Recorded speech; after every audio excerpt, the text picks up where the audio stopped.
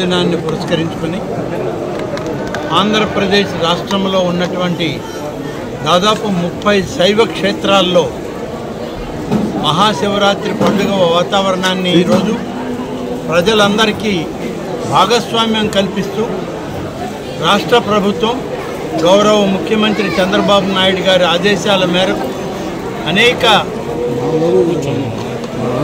పండుగలను నిర్వహించిన విధంగానే శివరాత్రిని కూడా మహాద్భుతంగా నిర్వహించడం. ప్రతి ఆలయంలో కూడా సామాన్య భక్తులకి పెద్దపీట వేసి వారందరికి కూడా పరమశివుని యొక్క దర్శనం, అమ్మవారి యొక్క దర్శనం కలిగే విధంగా అధికారులకు సూచనలు ఇచ్చాం. పాలక వర్గాలు కానీ అధికారులు కానీ అన్ని శైవ క్షేత్రాల్లో కూడా రాష్ట్ర ప్రభుత్వం నుంచి ప్రత్యేక దేవాదాయ శాఖ అధికారిని కూడా నియమించి ప్రత్యక్ష పర్యవేక్షణలో చూస్తూ వస్తూ ఉన్నాం. గతం కన్నా ఎక్కువగా భక్తులు ఈరోజు ఆధ్యాత్మికంగా తమ భక్తి ప్రవృత్తుల్ని భగవంతుని దగ్గర నిర్వహించుకోవడానికి దాదాపు గతం కన్నా ఎక్కువగా ఈరోజు ప్రజలు భక్తులు రావడం జరుగుతుంది. అన్ని ఆలయాల్లో ఒక పండుగ వాతావరణం నడుస్తూ ఉంది. ఎక్కడ కూడా ఎటువంటి అవాంతరం జరగకూడదని జిల్లా స్థాయి అధికార యంత్రాంగం నుంచి దేవాదాయ శాఖ అధికారులందరూ కూడా కలిసి పనిచేస్తూ ఉన్నారు.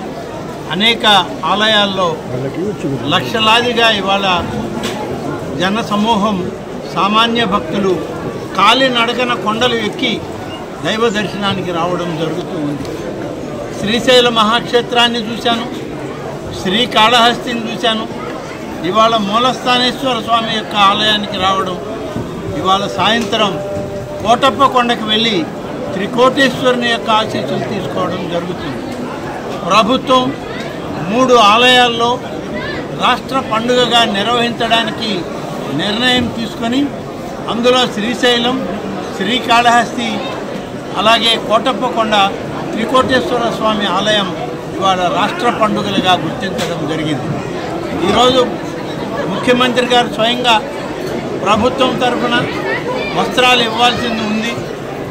కానీ ఎన్నికల కోడ్ అలాగే ఆ ప్రాంతంలో ఉన్నటువంటి ఇబ్బందుల్ని దృష్టిలో ఉంచుకొని ముఖ్యమంత్రి గారు వారి తరఫున రాష్ట్ర ప్రభుత్వం నుంచి దేవాదాయ శాఖ మంత్రిగా నేనే ప్రధానమైన ఆలయాల్లో ప్రభుత్వ లాంఛనాలతో పట్టు వస్త్రాలని స్వామివారికి అమ్మవారికి సమర్పించడం జరుగుతుంది.